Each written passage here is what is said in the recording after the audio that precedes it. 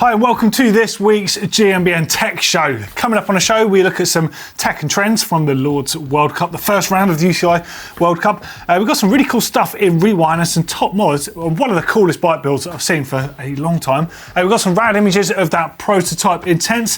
What else we got? More new stuff. Okay, so straight into this week's show, and well, there's no point talking about a trend, is it? We've just had the first World Cup happen, and what a race that was. Oh my God. And there's been so many cool bikes and bits around there. So on screen, you're just going to see all sorts of random Instagram images and other, can't even say the word image, images and other stuff on screen. So first up, loads of high pivot bikes. Not really a surprise, is it? In fact, a high pivot bike actually won.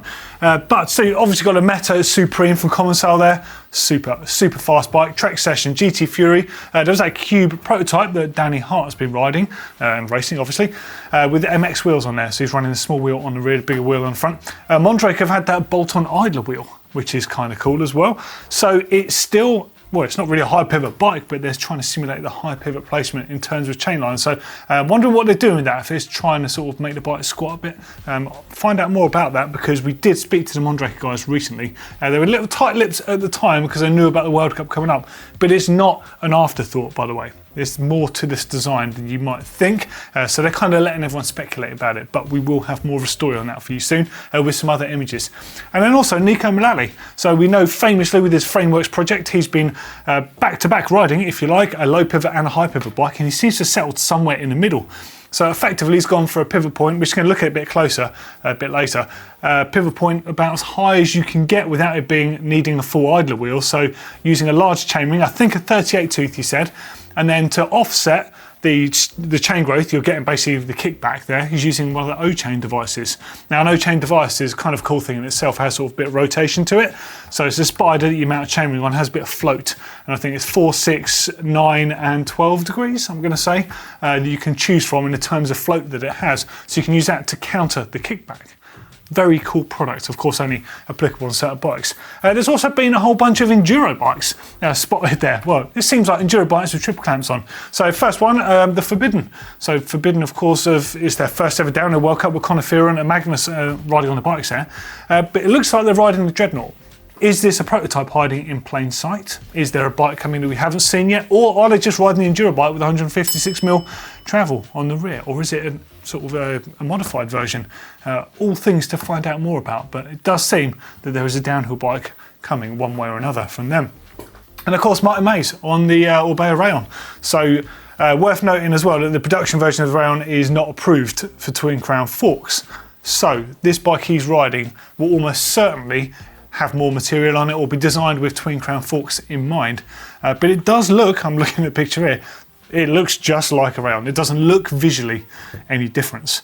But it does say OO Lab or 00 Lab on it, and that's Orbea's research department, which I would liken to the Black Box program by RockShox.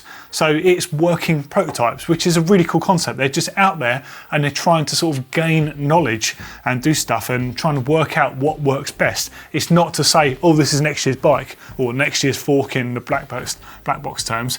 It's just letting you know that it's racing development program, and that I reckon is the coolest thing out there. And I touched on it a minute ago, of course, loads of bikes using the O-chain spider there. So Nico Mullally's bike had it on there, but also I spotted it on some of the Atherton bikes, the O-chain spider, as you can see here. Nico Mullally's bike, so this one is his third prototype. And so yeah, 38 tooth chainring, and it's basically got the biggest rearward axle path you can get away with a pivot that's not crazy high and not an idler wheel. So in theory, this bike could be the best of both worlds. And if you go back and watch his videos, which I do recommend if you've not watched them yet, he gives you really specific detailing on what the bikes do. And he did say that the high pivot bike works unbelievably well when it's fast and rough, but the low pivot bike worked better for him when it came to pumping and sort of massaging the ground for speed and cornering and a number of other things. And he basically insinuated that he was a good enough rider, or he was more comfortable riding the rough stuff. So he actually maximises from the lower pivot. So going for that mid pivot, very cool thing. Phil Atwell and the Propane team, they've also been spotted using the O-chain device there. George Brannigan on the NS bikes. I didn't spot if any other riders were, but you could see his one quite clearly on there. Team Canyon, Click TV, Pirelli bikes, they've got them on there as well, and Mark Wallace is also on the Canyon running the O-Chain. So there's a lot of people suddenly experimenting with a product that's actually been around for a while. I've ridden one a few times, although I never got to run it on the longer travel bikes, but I do still have it, so I'm going to get it out again and have another play with it. But very cool stuff. And speaking of black box, which I was just talking about a minute ago, it seems that they're experimenting with black box boxes again. So this shot here, as you can see, it looks like a set of boxes, it's got black box written on them, it looks like a downhill fault from RockShox. It looks bigger. Could that be the new 38mm boxer that's not been announced yet?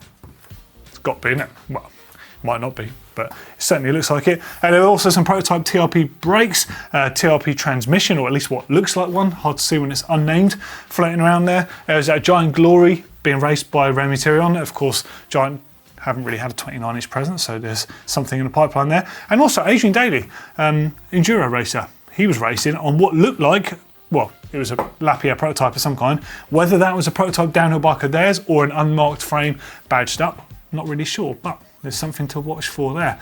Loads of cool stuff going on. I can't wait to start getting out some of these races. Oh, it's been so long. But right, let's move on to news, because there's loads of cool stuff in news.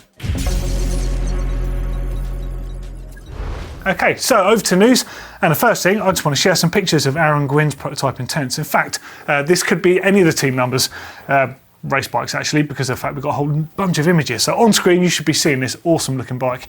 So the coolest thing about Intense bikes for me has always been the fact that they do working prototypes, kind of like the whole black box thing, you know, do racing development. They're always out there, always trying new things. Despite how good their production bikes may or may not be, they're always trying to better, always trying to learn more. And I think Jeff had like a famous saying, like, you know, every day's a school day or whatever it is. Like, he's not saying that they know everything. They're like, let's go and find out more information. Let's harvest this stuff. And it's so cool that he's still doing it. So I'm looking at the same features as you are right now. So 4-bar design, bit of a departure from the VPP system that they famously worked on for so long with Santa Cruz.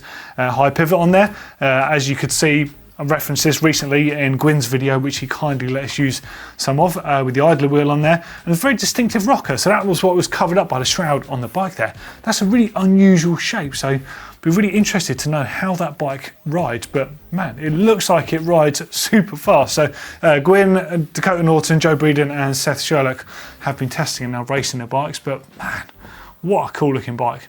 I love a prototype bike, and I love the raw aluminium, the unfinished look, especially on a prototype where it's got like plates and stuff all over it, and you can tell that things are changing visually the whole time. Awesome looking stuff.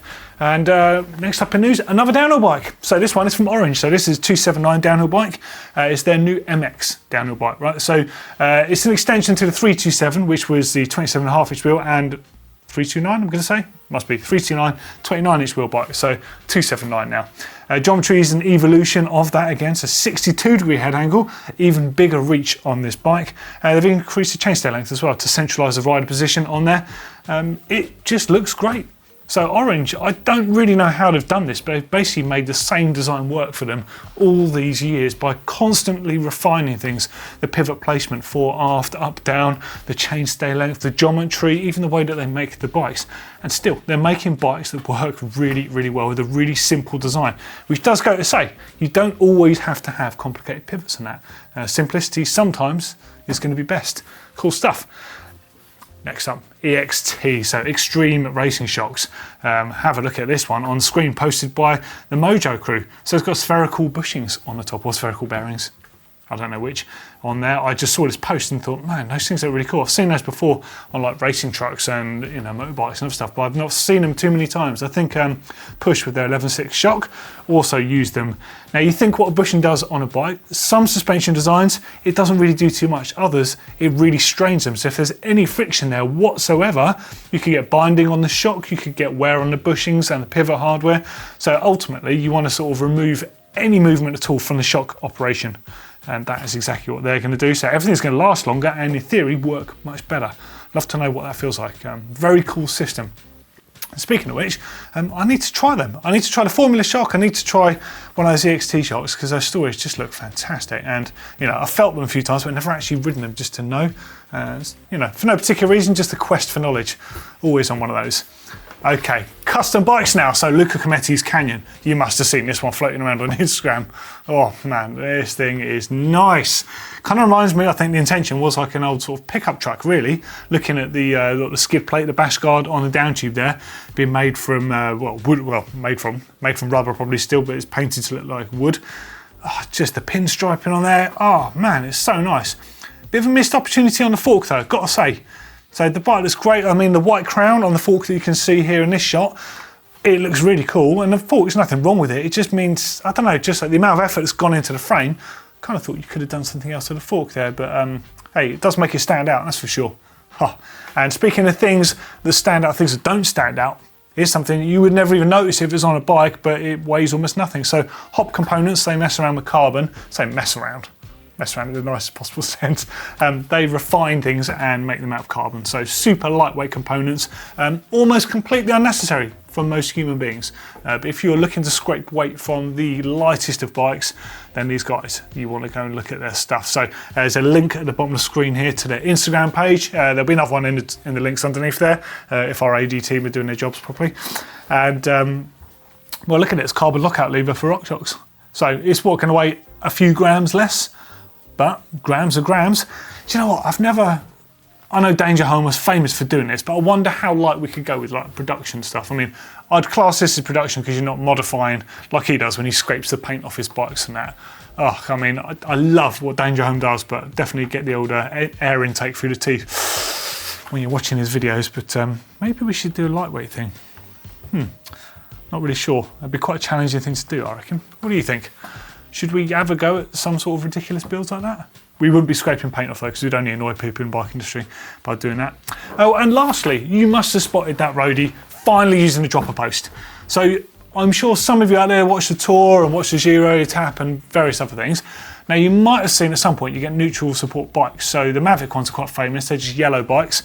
And if you're a racer in the race, obviously, and you have a problem with your bike, and you're not able, the team car can't get to you, for example, you can't get on your own bike with a mechanic to fix it while you're rolling along, you can have these neutral support bikes, and they've kind of got like dropper posts on them, essentially, so it means you can get on the bike, you can get the saddle to correct height, it's just got a lever under the post, and just ride it while your replacement bike arrives. So, cool concept, but I've always thought, and I'm sure some of you have, well, why the hell don't, roadies use dropper posts, especially when they're doing that daft position with halfway over the bars, to gain more speed on descents. I don't know how we haven't seen people nail themselves on that position. But so it was the Milan San Remo race, Matek. Look at the bike as well. So I mean, better body position. He's not over the front of the bike too much, so he's centralised on the bike. Body weight nice and low, great for cornering stability, great for frontal aerodynamic position. Clearly benefiting from mountain bike tech there, but also you had bigger rotors on the bike, so 160 on the rear and a 180 on the front, which I know a lot of roadies, even in this building, as nice as they are, they'd be like, you can't put more braking power down to the ground. I don't think they understand the concept of modulation and braking, but clearly Matex really does, and wow, great to see roadies benefiting from mountain bike tech, I think. Okay, quiz time. 3 questions coming at you on the screen. First question. Intense Bikes famously worked with Santa Cruz on that VPP development. So the VPP originally came from Outland. Santa Cruz Bikes took that patent on board and developed it with Intense Bikes. Later on though, Intense introduced a variation of it called the JS Link, which was part of their JS tuned system. What does JS stand for? Next question. What sort of mountain bike would you not want to use an O-chain on? And last question, how did orange mountain bikes get their name? We'll give you the questions a bit later. Okay, right. User content, some of my favourite bits of the show. So first one, we're going to jump into top mods. So please, we have top mods, we have Bike Cave, and we have Rewind. So there are 3 segments of the show any of you can get involved with. So please do help us out here because we love involving you in the show. So there's going to be a link to our uploader underneath down there somewhere. And I have noticed we have had a bit more of an influx of stuff coming in, but keep it coming. It's better to have more choice. Right, so into top mods. And the first one I want to show you is an old school Giant Tarago. This isn't Rewind, but it's been given a new lease of life. It's a bit of a sort of, I guess, a cargo bike. So this one's from Hugo. Where are you from, Hugo? From Portugal. So Giant Tarago. This was forgotten about from in my father's garage. Never ridden since the 90s. I saw it hanging there and I just thought, oh, how can I get to ride it again? Because most of the parts were long gone. So I finally asked him if I could, give it a bit of TLC, order some parts and transformed it into a working daily bike. Basically, I love it. It's sick. I love the little rack on the front there, the Larry puddles. I mean, there's the little flat lay shot of it. I mean, there's a frame just hanging up in there. So that's pretty cool that you've managed to get that back together again. And what a cool looking bike. I'm forever riding like miniature presenter bikes to work, but actually I quite like, like a little rat bike myself, just to build something random up. Yeah, it's really cool. Oh, there it is in the original state as well. No way. So what are they? Are they X-Lite bar ends on there, or are they Onza? Can't really see. But I know you got a Cosmic Trail shoulder bag. Man, those things were seriously cool. So there was Cosmic Trail, Local Motion. There's a whole bunch of crazy companies that made all sorts of neon gloves and stuff back in that era. And Joe in Asheville, North Carolina, has got this stunning. I'd look at this. Wow, what a bike. You have got everything on here. So this is a Kingdom Vendetta X3 build. Size XL frame, so it's titanium hardtail progressive geometry on there. I mean, even the frames on these things is just beautiful. Custom titanium 40mm rise bars from Oddity Cycles. Fox 36 with orange dials on them. Oh, you got the Pro dials, nice. I know Santa's got some of those. I haven't got any. I want some orange dials for my Fox Forks. Fix-It sticks mounted on down tube are the newest additions to the build. Other highlights include pull dropper remotes, so pulse components. Oh my god, yeah, that is gorgeous. Industry 9 matchstick front axle, very nice. Engraved ODI grips, custom steely top cap, Cane Creek E-wings. Oh man. Is there a nicer mountain bike crank out there than those? I don't think there is. Not a current one, at least, anyway. I think they are just beautiful. Or is it just me? Some people say they look a bit clunky being that size, but I love them. Absolutely love them. If I had money fall out of my pockets, I'd get a set of those. I'll tell you what, that pull component shift lever, that is really nice. I do think, though, it's let down by not having a barrel adjuster made from steel or CNC'd alloy. I'm not into the plastic one on there. The lever is so nice, and with what Paul's components do, feels like you should have a machined one on there. But yeah, the stem, the headset, just everything on that bike, dude, is just so nice. Okay, and we've got time for some rewind action as well, so let's jump in there. And the first one, oh my god. So this is an old Stumpy, so a Specialized Stump Jumper FSR from 1994. So the Stump Jumper FSR bikes are called FSR. It was a specialised name for the Horsed Link system, essentially. So we did talk about that previously. So it's the first true 4-bar approach. Specialized licensed it as the FSR Link, and you could license that link and use it on your bikes if you wanted in America, North America. I think in Europe you didn't have to have the patent, but at some point they all crossed over. But either way, look at this thing. Wow. So you got the Shimano Parallax hubs on there. The specialised Future Shock forks as well, cantilever brakes. Is that, what tyres are they? Are they WTB? They look kind of like the Smoke and Dance style concept, or the Velociraptors. Or are they Jones tyres? I don't know, can't remember. Oh, look at the thing. Tiny little flat bar on there. Oh, just look at it. Look at the outline of that bike. Tell you what, that colour's on point right now. I'd have a bike in that colour now. So nice. Classic 4-bar system. Do you know what? That configuration in there looks remarkably similar to what the original GT LTS bikes did, with that flat linkage at the top and the shock. Although this one compressor shock from below, whereas the linkage worked a little bit differently on the LTS bikes. But just the layout and the configuration, very similar. So nice. Although those Fox Alps shocks, those early ones were terrible things. They look cool though, absolutely massive, but overcoming the power of that spring just meant it wasn't super active. So it really relied on the suspension design of the frame to get the most out of them. I'll tell you what, they've come a long way though, haven't they? Hey, there's a retro versus old to do down the line. Ori grips as well. Oh man, those things are cool. Oh, okay, right, onwards. So Richard has sent in his 1996 Lightspeed Oki with full XTR. Hey, can you tell that Anna's not here to bully me about retro bikes? This is great. Mavic, Crossmax, ceramic wheels. And it was in my garden before the Malverns Classic 2020. This is my first titanium bike, bought in 1996 as a frame, and for the time, dreamish build of kits. Didn't quite have the money for Chris King. Hey, but isn't it cool that Chris King is still seen as like dream level spec? It's kind of cool, isn't it? So RockShox Sid forks, Mavic, Crossmax ceramic wheels, XCR drivetrain and brakes, Time ATAC pedals, Pace tiller, stem. I like that you call them a tiller as well. Does feel like you go sailing with those things, doesn't it? X-Lite bars, Uri grips, synchronous headset, flight saddle.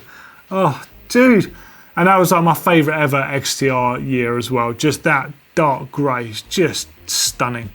I don't think there's ever been a group set that looks visually as nice as that. Of course, there's ones that work much better now, but it looked gorgeous in that colour. Really nice. Love the synchronous post. I've forgotten all about those X-Lite bars. So if you think that those X-Lite bars essentially are made by the people that make the pink stuff that cleans bikes. Pretty crazy. Old school story, that. Oh, lovely pictures as well. I'll tell you what, those Time ATAC pedals are pretty sick as well.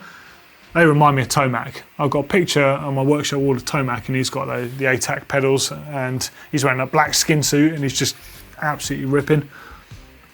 He's one of the only people that could ever wear a skin suit, and everyone's like, yeah, he looks really cool.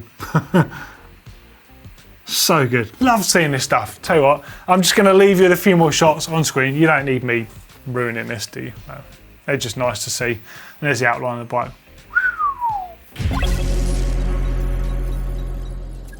Okay, so let's finish up the show with some quiz answer time. Right, so first question was, Intense Bikes famously worked with Santa Cruz on the VPP development for many years. They later introduced the JS link. What does that stand for? Jeff Stieber, of course, duh. Yeah, so Jeff Stieber is the main man in Intense Cycles, so why would he not call a link the JS link? Next up, what sort of mountain bike would you not want to use an O-chain on? Well, hardtail, it's obviously not going to do anything on a hardtail, and a bike that doesn't really have any chain growth. The whole point of them is to sort of disconnect from that feeling, and to a degree all bikes will have some kind of chain growth on the top, but ones with minimal, it's going to be such a small amount of difference on there that you'd have to be extremely well tuned in. Sure, it will still effectively decouple stuff, but I'm not sure you would want that given the fact it does give you a little bit of lag when you pedal. It's absolutely worth it though on the bikes that do have that chain growth. It's a phenomenal system, very cool. And if you do struggle with that on your bike, I would definitely consider looking at those things. They work really well. Next up, and last question more importantly, how did Orange mountain bikes get the name? So the original story of Orange Bikes goes back to a windsurfer called Roger Tushingham. Now he was friends and workmates with a guy called Lester Noble, who later went on to found Orange Bikes. Now they made, between them, they spotted a bit of a niche in the market when Muddy Fox started making early sort of all-terrain bikes, but they were mostly being ridden in urban environments despite their sort of off-road look. And they were like, well, let's make a proper mountain bike. So they made the Tushingham B52, I think it was called, and that was around 1986. Don't quote me on it. And they decided the name wasn't very good. The Tushingham B52 just didn't sound really good. So they tried to describe what the bike did. And they were like, oh, it's an all-range bike. Kind of like a Range Rover. They're, you know, British countryside sort of roaming type bike. So they said all range, but being northern, the drawl sounded a bit more like orange. So they went with Orange, basically. And then later they renamed or introduced their first major bike as the Clockwork, because they were huge Stanley Kubrick fans, which is pretty cool and a great story in itself. You could buy the Orange Clockwork, which I think is probably one of the coolest bike names of all time. We did say this a while back. I think the Specialized Stump Jumper is the best name of a bike, but hey ho. Love to know what you think. Get involved in the comments underneath, and if there's particular things you want to see us do on the channel, please do fire away down there as well. Now don't forget, myself and Anna are going to be out at Sea Otter, so if you're at Sea Otter, come and say hi. We're going to be buzzing around like headless chickens trying to cover the show in all its madness. I think Blake is going to be there from GMBN as well. I think he's racing. I don't know what bike he's racing. It could be anything, knowing him. Might be a penny farthing. It might actually be a legit mountain bike. He's going to be racing a bunch of stuff there, so we're all going to be cheering him on and supporting him and stuff. So please do come and say hi. Again, give us some feedback underneath, and we'll see you soon. Ta-ra.